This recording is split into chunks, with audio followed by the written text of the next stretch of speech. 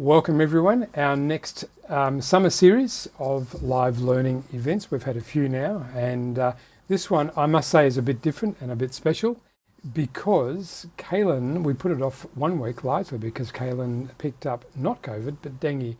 And I used to joke about Craig, and Craig's an apology by the way today. Craig got dengue before he got COVID, and I used to say that he's a bit special. He likes to do something different, but he's not going to be able to join us today. He actually picked up the trifecta because he got a flu. He got dengue, COVID, and the flu all within about a 2-month period. So he's doing particularly well.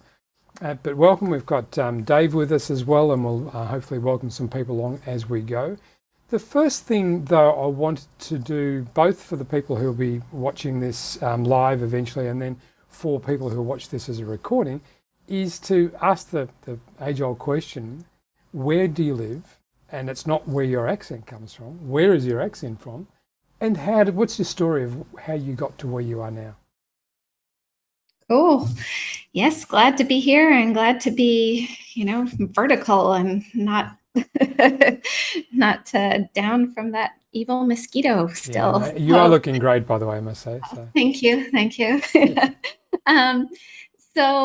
Hey everyone, glad to be here. I am currently in Jakarta, Indonesia, hence the dengue. Usually in the Northern Hemisphere in Canada, where I come from, I wouldn't have known about dengue, but I've been in Jakarta for about the past 5 years and grew up in Canada, just outside of Toronto, and have been an international educator since I started teaching. So I've been in Chiang Mai, Thailand. I've been in Kyiv, in Ukraine, and then most recently in Jakarta. How long have you been in Jakarta now? So I'm going into my 6th year in Jakarta, and I originally was working at Jakarta Intercultural School here. I was a early years teacher, and then the COVID years, I was working mostly online with 2nd graders. And this year, I'm still living in Jakarta with my family here. I have a partner, and he's got 2 daughters, and we've got 2 foster boys as well. So 4 teenagers at home. So it's a party. I'm actually starting, still working on it with all the visas and getting a company up and running. But I'm doing 2 things right now. I'm working on my doctorate in social emotional learning in a distance ed program. And I'm also putting together a business where I'm going to be working in the community and providing mindfulness in the local community with children and families, and hopefully eventually schools as well. I'm going to put an apology in. I've got the F-15s flying overhead. So those who know me and know where I live, they know I'm online and they start to scramble. So I don't know if you can hear them. Just before we move on to your professional passion, one thing that I'd love to know is something you love about Jakarta and something you don't love about Jakarta. Well, that's a great question. Jakarta is, I think you can love and not love the same thing. I love it. It is, it's like so many things in life, right? It is such a vibrant, bustling city. It is, I think, I don't know the actual numbers, but it's like 12 million people in the city proper, and then 20 million in the greater Jakarta area. And everywhere you go, there's something happening, and there's always so much to see and smell and hear, and it's amazing. It is an affront and an excitement on the senses.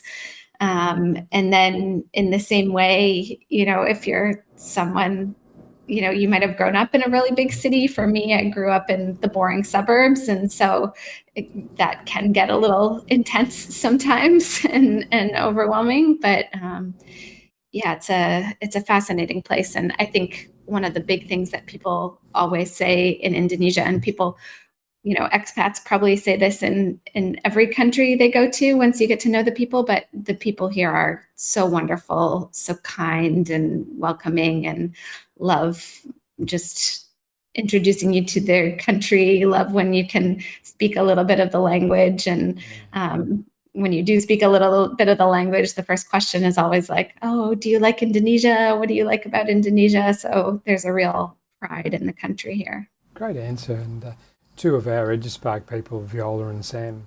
Sam was in Jakarta, he's now in Bali, and Viola, who supports the learning side, is also Jakarta. So you've got a direct line if you need, so we might sort that out. Get together. So SEL, social emotional learning, and mindfulness, that's a really interesting area. How did you land into this place that you're building this body of work around this? And we'll let people know that with the little dance you've had with dengue. In fact, it struck me before. 4 teenagers and dengue sounds like a name for a book that might be well worth writing. Right? Yeah. So, but that's you've got a course that's coming on EduSpark, and one of the aspects in which you work. But broadly speaking, how did you arrive at this place where you are interested in and motivated by and want to make a difference in these areas of mindfulness and social emotional learning? Sure. That's first off, I'm excited about the course up and coming about developing self-awareness for educators. And with this dengue and kind of being hit with that, I did intend to have it out and showing all of you today, but I had to take my own advice and take care of myself. And so I'm glad you did.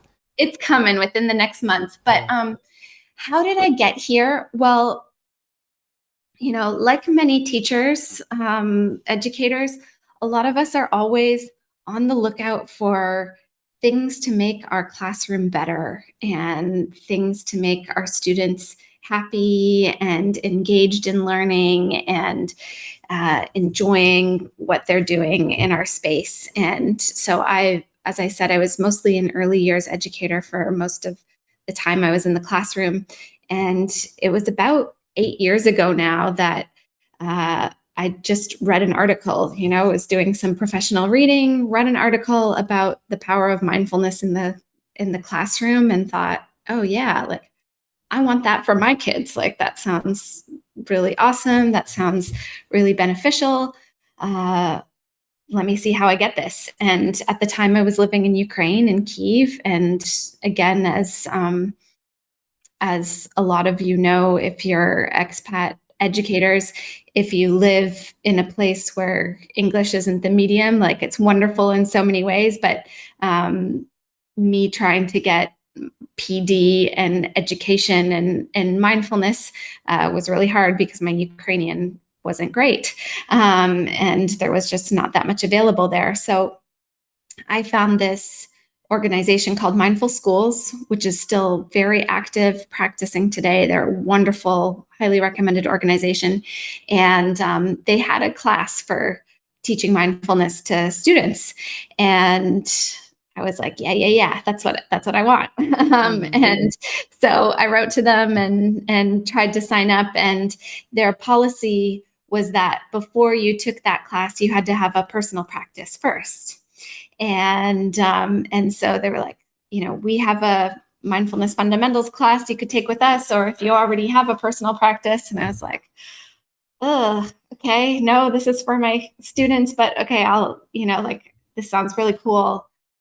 I'll do this class and get it out of the way kind of thing. And I guess they say the rest is history, right? So I did that class, really found benefit in personal practice, did the class right after for teaching students, and started bringing it into my classroom.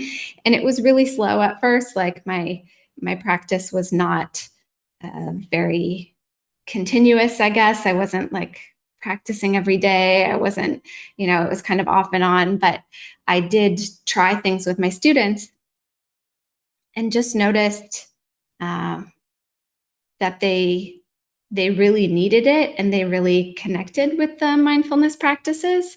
And as I continued going down that road, I continued looking for more that I can do, because Mindful Schools gave me a curriculum with like 16 lessons. And I was like, well, I want something to do every day, and I want to be integrating this more.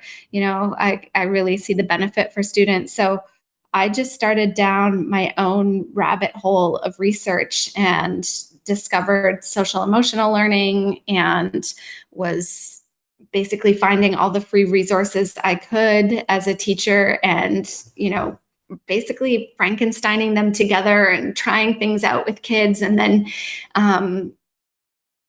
what was really wonderful, and what I really want to tell people today, is that through doing that, like that kind of action research with kids, is that as I was learning and teaching these practices, I was taking them in myself. And so the personal practice became all that more important. I kept taking classes with Mindful Schools. I ended up doing my master's in mindfulness at Antioch University, mindfulness for educators. Now I'm in like a professional mindfulness teacher's class, but I just really notice the personal benefits. I notice the benefits for my students, and I notice how those were kind of resonating off of each other, like, which a lot of the research says, right? Like when you practice these skills as an educator, you bring them into your classroom, even if you're not even teaching them to your students, the power is there. It's an amazing insight. And what I want to ask now is, if we were to see version 1, Kailyn, before this mindfulness piece, and then either in the classroom or in outside, just generally in your personal life, and version 2, which is after all of this work, what would we see that's different? Oh, that's a great question. Well, I am very type A, and it's taken me a while in life to own that, like through and people who know me as a mindfulness practitioner are like, oh, you're so calm, and I'm like, yeah, okay. But I am like, the people who are closest to me know that my brain is like moving a mile a minute. I've got huge to-do lists, I've got huge plans, and I'm can be quite anxious and just like always having things on the go. And I think like that's still there. It hasn't changed who I am. It's helped me to accept that, because I always wanted to be that more chill, go with the flow person. And this practice has helped me to recognize, the strength in that kind of get up and get it attitude that I have. But I think what you might notice, and what people might say who've known me for a long time, is that,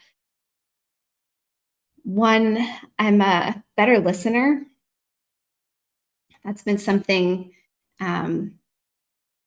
like really relationally, like I've realized the power of just like quietly listening to people, not necessarily trying to jump in and give advice. And when people are talking to you, they want to be heard, right? And that kind of being able to connect with that, with my body and with my emotions and what's happening, has helped me to be better listener and better in relationship. What I have noticed, and I don't know if this is visible externally, but it certainly is internally, and it's slow and it's taken a really long time. But a lot of times in this practice, we talk about how people kind of pride themselves as living from like the neck up, right? Like we're these walking brains, and we're like your head is disconnected. And I'm so much that way. Like I don't have a great handle on what my body is telling me. And so much of mindfulness practice is this embodiment and trying to connect, your body with the brain. Like you're not just this walking brain. And what I found really amazing is now, especially with difficult emotions, like I can recognize sometimes before I even know what's going on, it's like, oh, my chest is really tight. Something's going on. And I'm able to stop, check in, and figure out, kind of be a detective and figure out what's happening there. So, yeah, I mean, I think what people tell me is that I'm a good listener. I come off as calm and relaxed and having this calm demeanor, which I don't know underneath if I really am that. But yeah, it's the thing with these practices is that it's not like you're going to practice this week and then next week you're going to be a totally different person. It's really slow, gradual change, but it's transformative and really, yeah, really important. You've just captured in that final sentence what we as a body of people, including all of the creators, what we're on about in EduSpark, because this is a great example. You could not learn mindfulness by doing a LinkedIn course. You couldn't do mindfulness in that sort of one and done tick and flick type environment, or come to a day of mindfulness and learn the craft of it. It is what I call long learning. The metaphor that I'm bringing in a lot of my narrative is it's a bit like the comparison with the slow food movement, where you sit with and you're very present and you're connected to the food in a way that's quite different compared to, say, fast food. And that's the sort of learning domain that we're trying to set up. So it's really, really encouraging. I love the comment about listening. And I know you'll touch on the secret ingredient to listening in a little while. I don't want to spoil that. But that to me is the essence of social mindfulness, is that space of being quietly present, really powerfully present, but in a way that's non-competitive. And it does some amazing things to the other brain, the brain of the person who's speaking, as you would know. So empathy and respect and connectedness, and I feel listened to, all of those sorts of things. I feel listened to on the surface, but actually, there are a whole lot of deep things that go underneath. Tell us a bit about maybe what SEL is and what mindfulness might be. How would you separate those two? And feel free, I know you've got some pictures and things that you might want to share, but bring those in at the right time that you think they're appropriate. But, if someone says, SEL, what's this all about? How do you answer that? I like to say, just for myself, that SEL are like human skills.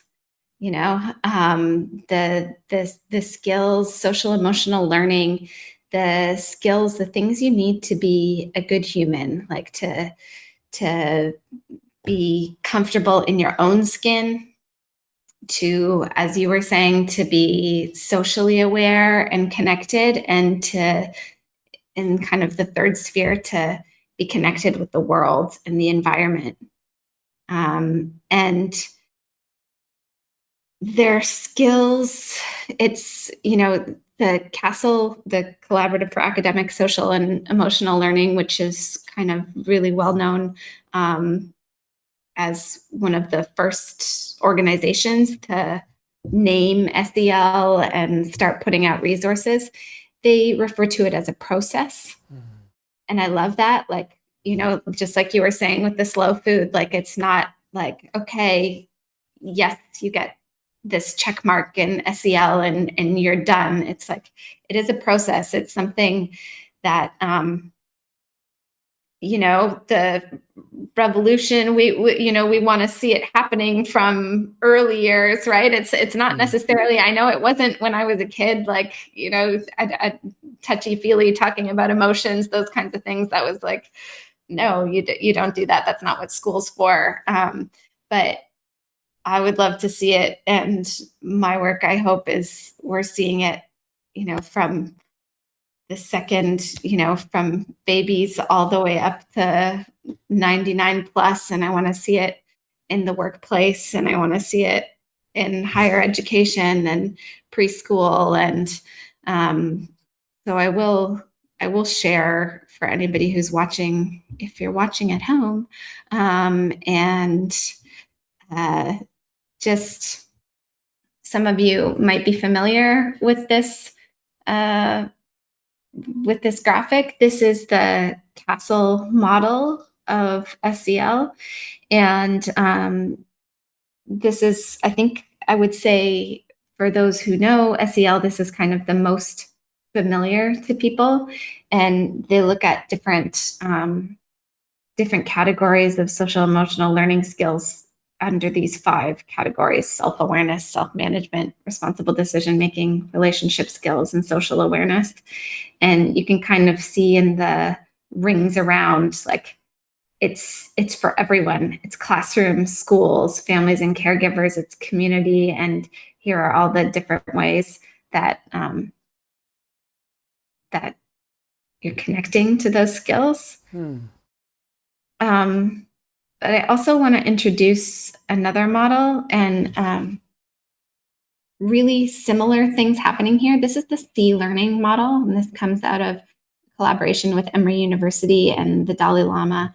And it's a newer model, and I think it's quite elegant and quite beautiful. And what I really love about this model is you can see this kind of movement, right? You can see these domains of awareness, compassion, and engagement. And what starts personal, and then you move into the social, and then you move into the systems piece. And I love that they've included that as a very intentional aspect, because I think SEL and mindfulness, these are the basis for, like, not to get too catastrophic, but like all the problems we're talking about in the world today, politics, sustainability, climate change, all of this, like these skills, these human skills that we're knowing ourselves, knowing our relationships with others, knowing and respecting our relationship with the world. It all starts here. It's a beautiful model. I'm attracted to. I love a model. I'm a bit of a model geek, and they make so much sense of the world in lots of ways. And in the pre-work, just a little bit of, and I just noticed we might unspotlight you or respotlight you, because what's happened here is that your video's frozen. So, and that could be well the whereby platform that's doing that. So we'll just sustain our way through that and have your narrative as much as anything that's going on. But what I love about this is that it starts to explain the depth layers horizontally make absolute sense, and the progression to the right from attention and the use of attention and self-awareness, and that's the magic word that I was going to get you to talk about in a while, through into self-compassion to begin with, and then managing yourself, self-regulation. So that whole environment, really, it starts with that core, doesn't it? So is that where SEL really sits as a mechanism to help people develop, whether they're young kids or teenagers or older people like me? Is it that personal layer where it starts? Totally. I think it all starts with yourself, and a lot of times we don't want to hear that. Like, we want to be like, okay, how can I change other people or change the world? Or, it all comes best of intentions. I don't know, I've only been an educator, and so I might be biased, but I feel like especially educators are like, how can we get out there and help others? And it's like the best start to helping others is really getting in there and knowing yourself. And that's why the course I'm creating for EduSpark is all about self-awareness. And because I really think you start with that, like, who you are, your identity, your values, your strength, what makes you tick, emotions is a huge part of it that is really tricky for us in our society, because there's a lot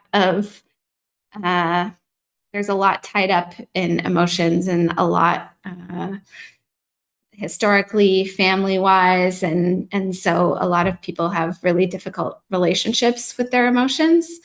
But I think pushing those away or not acknowledging them, when we do that, it does us a real disservice to moving towards these action taking pieces.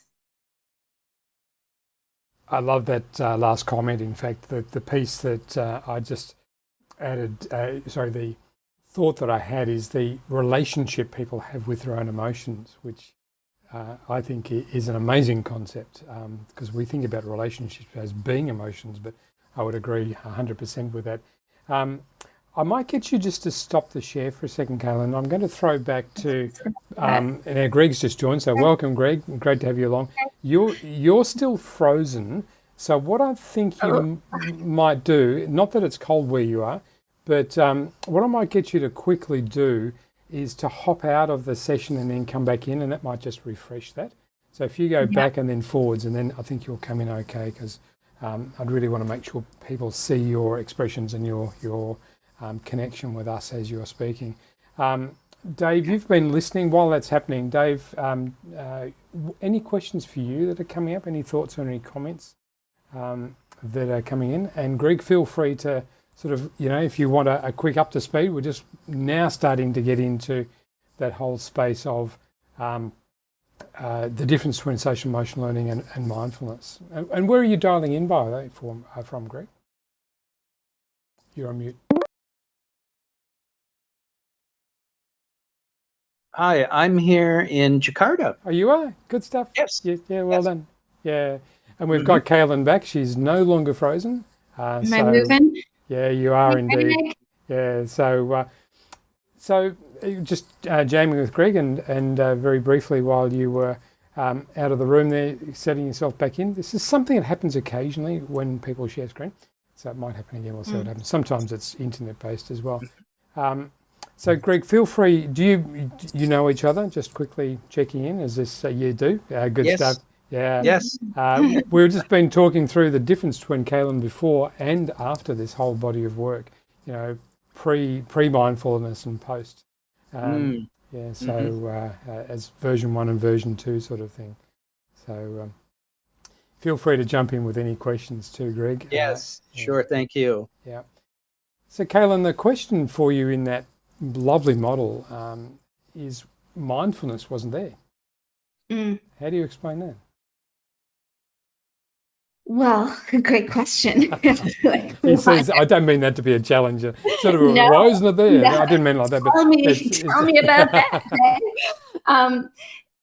that. You're right. And it's interesting because there's so many different SEL models out there. There's so many different programs. It can be kind of overwhelming as an educator trying to bring this into your classroom or into your advisory. My personal belief is that mindfulness is kind of the string tying everything together, right? I really, and some SEL programs will have elements of mindfulness kind of tied into them. For that model that I showed, the C learning model, that's attention and self-awareness, that really does refer to mindfulness. That when we talk about attention training, that's a big part of what mindfulness is. But yeah, basically, this is just me, Kailyn, saying this, not necessarily the research, but the research does back it up as well, is that mindfulness is that layer, that foundation you need in order to develop these SEL skills. And I think that's a worry also, is like sometimes people who are not super well informed, haven't gotten any trainings themselves, they're just trying to kind of slap these programs on to help their kids, then they're doing the best that they can, right? We all are. But if you don't have that foundation of awareness and that just disposition to bring to the practice, it's gonna fall flat. It's an interesting question, because for me, is mindfulness the foundation of SEL, or is mindfulness the outcome from working on skills that are based in the domain of SEL? And, I think we'd probably get people arguing both ways. Totally. Yeah. So one of the things that I do in my own coaching practice, and I learned coaching back in the early 2000s. I was lucky to be taught by a guy called David Rock, who has a number of books now, and I chose him specifically in the business he was running. And he talks about this clearing the space exercise that good coaches would do with their coachees. And it's a bit like doing an inventory of all of the things that could be causing ripples in the sort of attention domain. Things like I've had an argument with my wife, or I've got an important event tomorrow and I've got to stand up on stage. I'm a bit nervous about that. And the process was thing, emotion, and then an acknowledgement of putting it aside. And it was almost going through this inventory. That's funny, I did that for so long, it became a part of the way I do things. So I can actually compartmentalize things without knowing sometimes that I'm compartmentalizing, because I'm going through that. So do you have similar practices that you could add as a little snippet and a helpful thing for teachers who are already busy, that can just start to bring in these early stage mindfulness practices as small 5, 10, 15 minute capsules of work? I've got a friend who builds these capsules, and they're little sort of things you can just do quickly and then move on, and they have a big impact. It'd be like, I guess, a paracetamol or something. But what would you say is one of your favorite small things to do? Yeah, I love that. And can I just, before I'll jump in with a couple, but what you were saying there made me think about a conversation I was having with my partner yesterday, and what so many people actually have as a misconception of mindfulness. And when they come into this mindfulness practice, it's like, okay, I'm going to get quiet and I'm going to be calm and stress-free and everything's going to be great. And I'm going to be like, those monks that are sitting in the caves, and it's going to be great. And you sit down and you get quiet, and what happens is, like, you notice the loudness inside, and like you said, you're like, oh, this conversation I had, this recipe I need to get grocery ingredients for, and like your mind is, you're like, oh my gosh, I'm going nuts, right? And that, I think, is so that is normal. Like, that is what the practice is. And it's still, that's what happens to me when I sit down every day and try to get quiet, is that, my little type A lists come in, and just like you said, like recognizing, oh, okay, here's a thought, and what do I need to attend to it? Is it true? Is it real? Is it something I want to save for later? Is it something necessary? And rather than constantly being on that hamster wheel, just like following our thoughts madly because, we have that, I think, therefore I am, and the brain is the biggest thing. So I just always find that interesting. People come in and try to sit and be quiet, and they're like, oh, I suck at this. I can't get my brain quiet. I might as well quit. So it's like, no, that's the whole point. So that being said, I would, if you're getting started in this journey, the power of pausing And we don't do this enough or really ever in our day and especially, you're moving around, you're so busy. It's just like, I mean, if you're on the call or you're on YouTube, just do it now. Just stop. Whether you're, sometimes you can close your eyes to release the sensory input. If you're, out and about walking, you might not want to close your eyes. You might, feel strange, but just stop and breathe and notice any sensations in your body. Notice whether your breath is moving quickly or slowly. Notice what thoughts are inevitably, rushing in and out of your head, and don't, try not to follow those stories. Try to just sit or stand or lie wherever you are for 30 seconds to a minute, and just pause.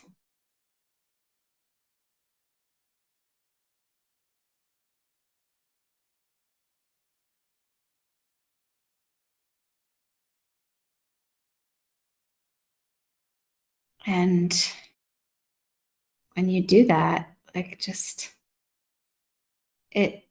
it's so small, but it's almost revolutionary, in your day.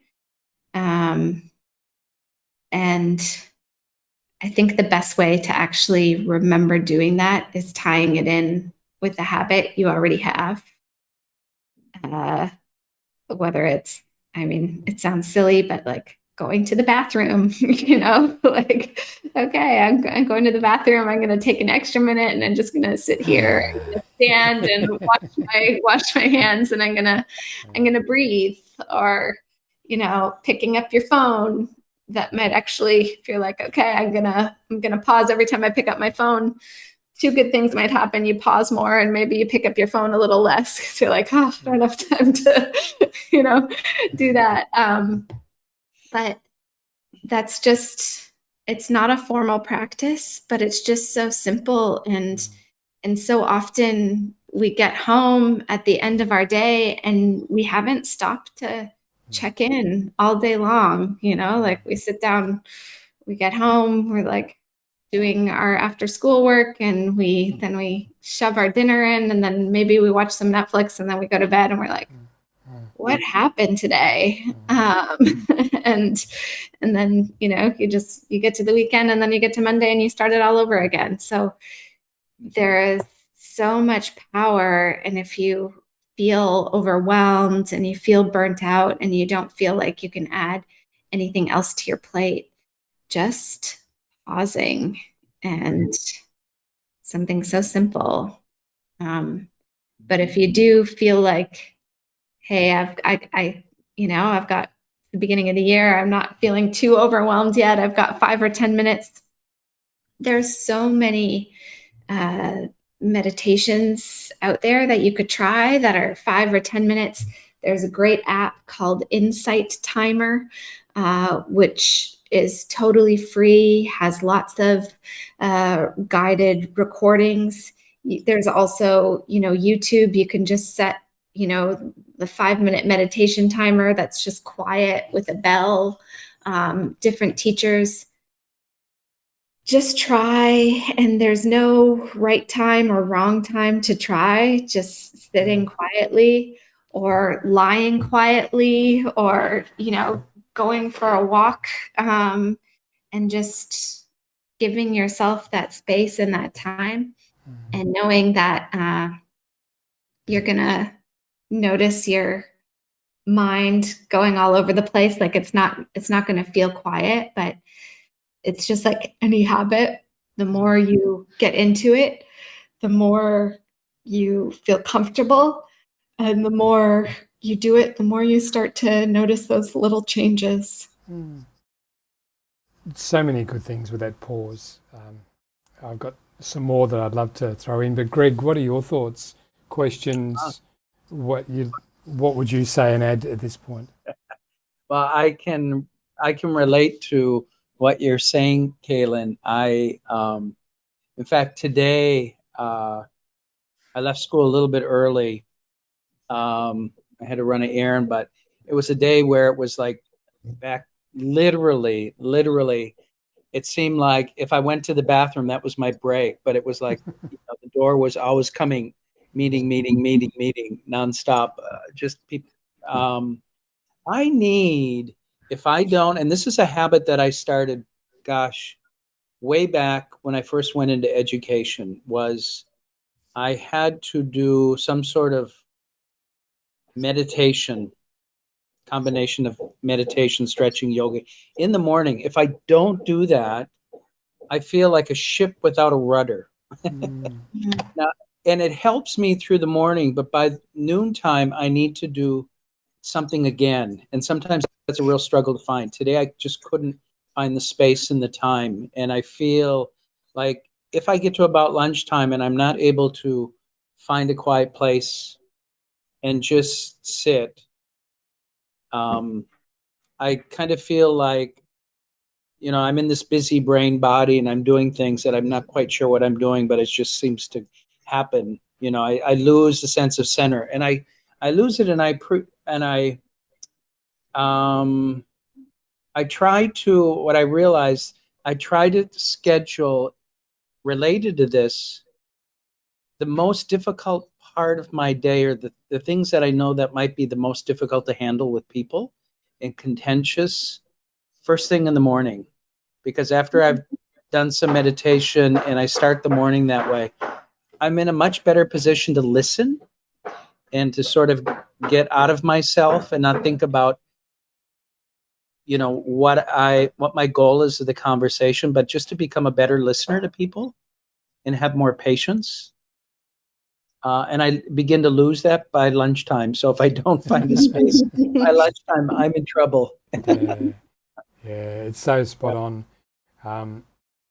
I love that sense of that daily practice there, and that sense of it's an anchor for being present. I think the worst time to have a tough conversation is on a Friday afternoon for all sorts of reasons. There are some natural biological mechanisms that make it difficult to be calm and collected sometimes. Yeah.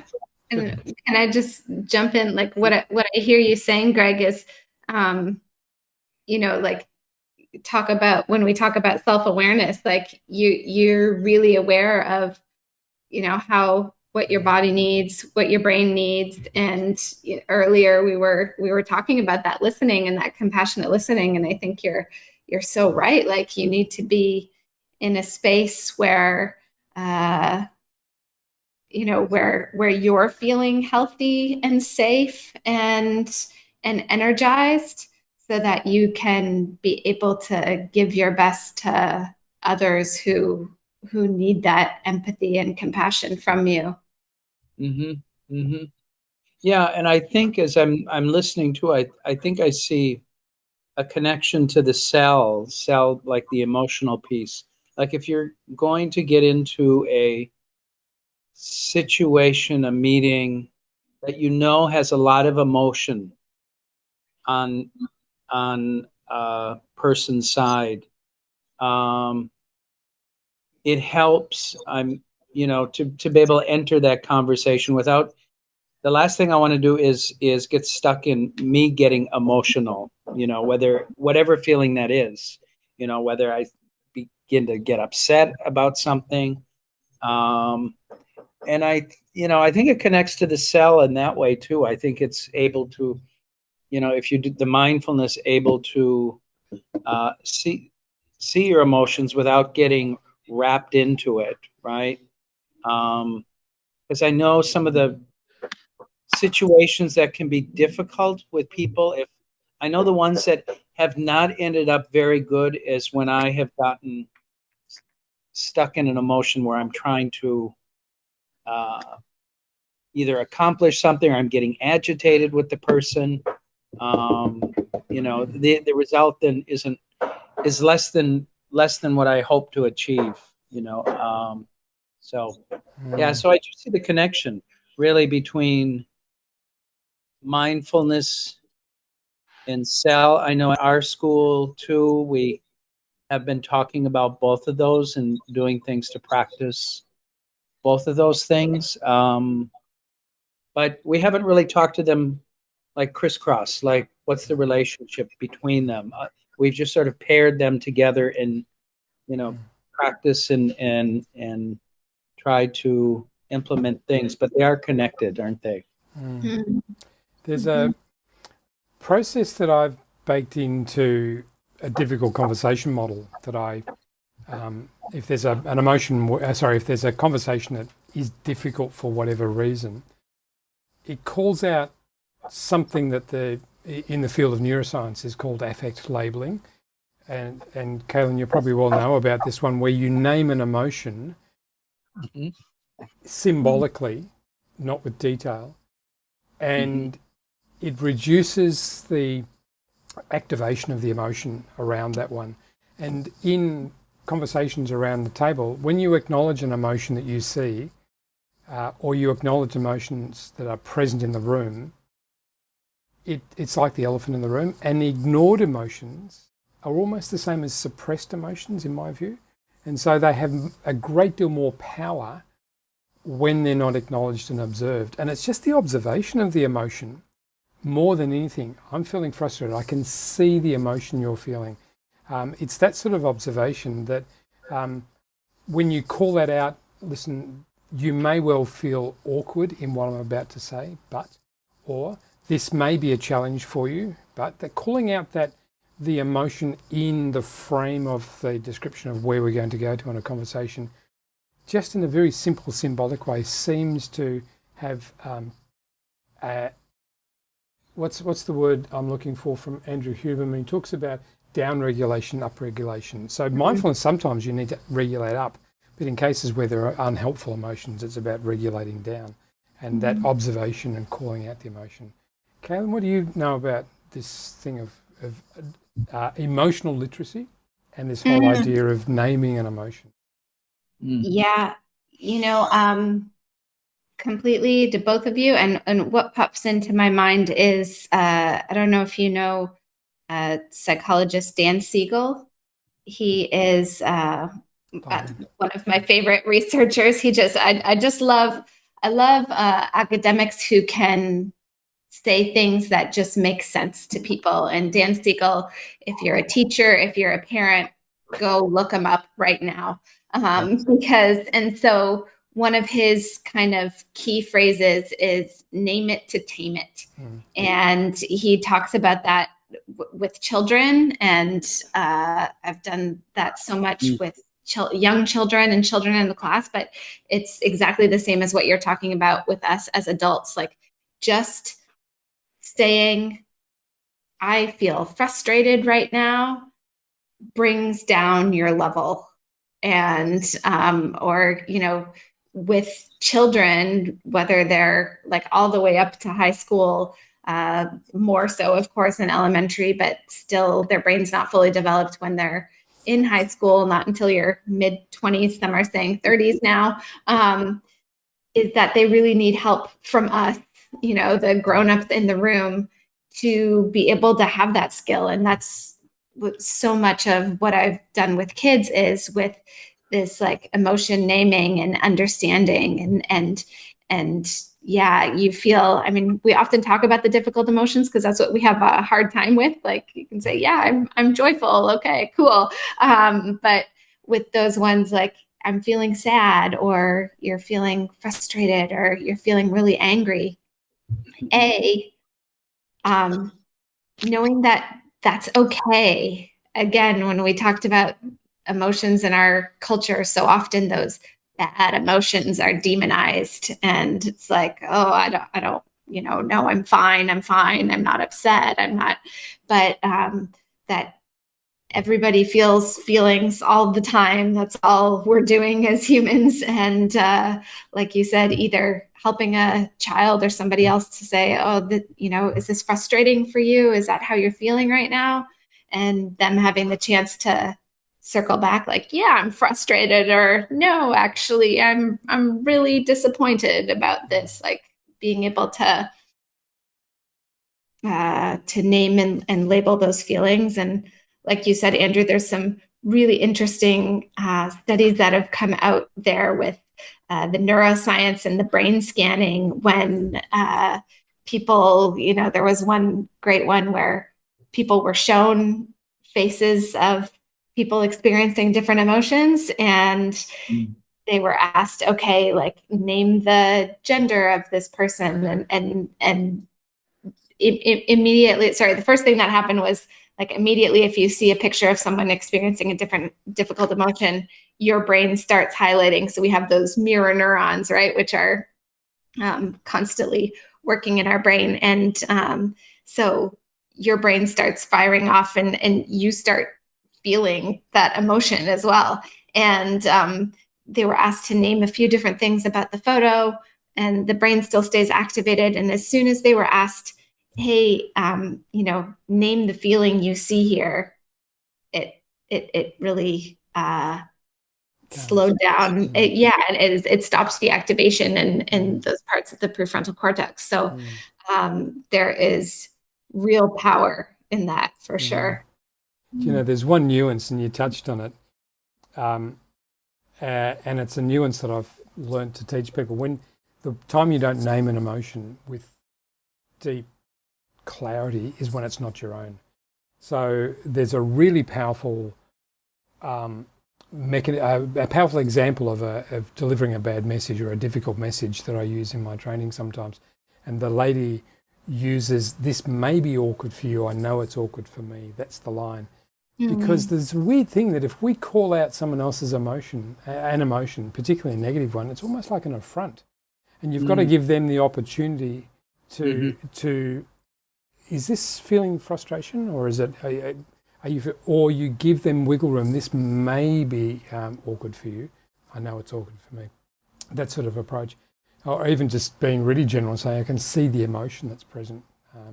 It's really weird, isn't it? The way if you say to someone, you're angry at the moment, aren't you? Of course I'm angry. And it sort of amplifies the emotion in some ways, doesn't it? No, I'm not. Leave me alone. That's what my wife would do. I had. She would say, "What do you think? Isn't it obvious?" I know.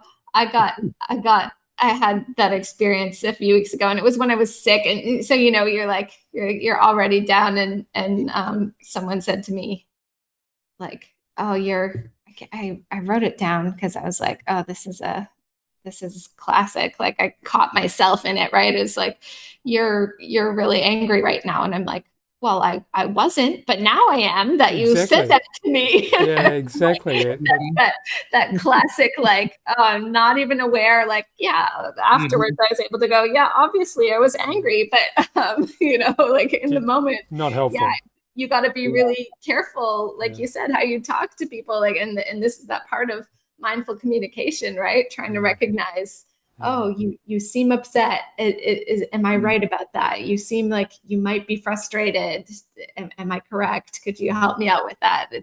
Using that real tentative language, like you pointed out, is so important when you're trying to have a difficult conversation. It's the second line, though, in your model that you showed before, is when you move into the social domain, that whole sense of having the nuanced capacity to know how to differentiate between what you might do with yourself and how you might change that, and what changes when you move into one-on-ones with other people, and then in Greg's case, when you're starting to work with large numbers of people and lead large numbers of people, the nuance of the contagion of emotion and how important knowing that is into large groups. I still remember, I won't say who it is because it's be a public video, but I was becoming interested in working with a coaching group, and this person had his wife in the room, and he was explaining to the associates, the people who are going to become associates, and part of his work was about, this sort of approach to people, which is really interesting. But halfway through, he got distracted by his wife organising lunch quietly at the back of the room. He banged the table and just said, will you shut up? I'm not saying her name. Will you shut up? I'm trying to do my work here. And it's like everyone just went, and the contagion of this strong, negative, highly energetic emotion just destroyed the room instantly. And in fact, that was the one mechanism that caused me to want to step away from that as a business. And talking about emotional regulation, it got to him. And that happens for all of us sometimes. It might be an isolated event, but it's crazy. And I think that brings it back to walking the talk, right? Like if you want to try to teach this stuff to kids, you gotta, this is really hard, these skills, this process to be an expert in, but students are going to see right through you if you're like, sit down and we're going to do mindfulness, right? Like they're like, I don't believe that. Like, no way, right? So it's all about, like you wouldn't sit down and teach the piano if you don't know how to play the piano, right? Like I'm not gonna teach high school physics. But so if you really believe and value these ideas of mindfulness and SEL, you really gotta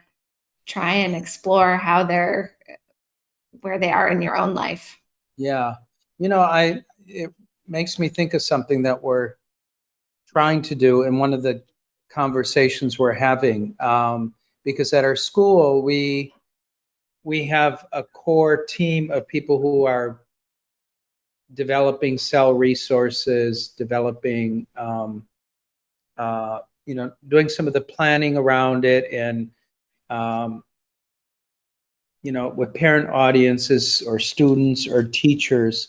And one of the things we started with is homeroom teachers, and working with doing some workshopping and getting resources for them to use. And they have extended homeroom time. But we were talking about, an ultimate goal would be for everybody in the school to have this mindset and understanding of SEL. And not everybody, and we talked about personalities, like we know it's more natural for some people to be more effective and start conversations with students, right?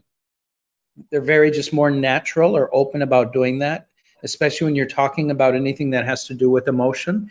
And then, I can think of who the teachers are that I work with, where that would be very difficult for them, and not to stereotype at all, but I'm thinking of like the physics teacher in particular, and like chemistry teacher, I'm sorry, but, and I know just from interacting and seeing them interact with students, it's much more flat and, to the point, and the content, and asking them to sort of move into the taking on SEL is more challenging.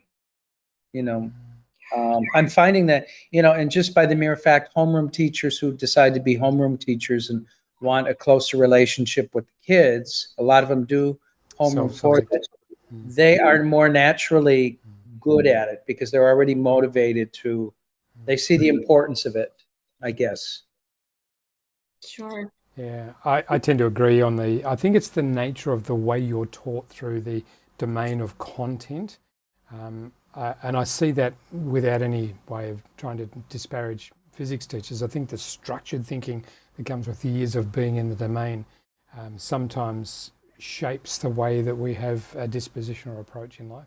That might be a reason, but I would agree with the sorts of people that I see in schools that are more disposed to having an open, emotion-containing conversation. Just looking at the time, Kailyn, and I'm aware that we're pushing you through, maybe with some limits of being on mark for a long period of time when you are in recovery from dengue. So it's been a mammoth effort. What would you want to leave people with as an idea? I can connect people to the course of work you're developing. It's not about that. Just to if you meet someone for a minute and you want to leave them with one nugget, what would you leave people who are watching this asynchronously? What would you leave them with? My elevator pitch. Maybe not even that. It's just something that for you has been profound, or something that, when you said something before, just take the time to pause. It might be in the terms of a journey towards improving our SEL and our approach to being more mindful. What would your idea be? Someone says, where do I start? So I think you start anywhere you can. You start with yourself, and I have to say, the practice of mindfulness is where I would advise people to start.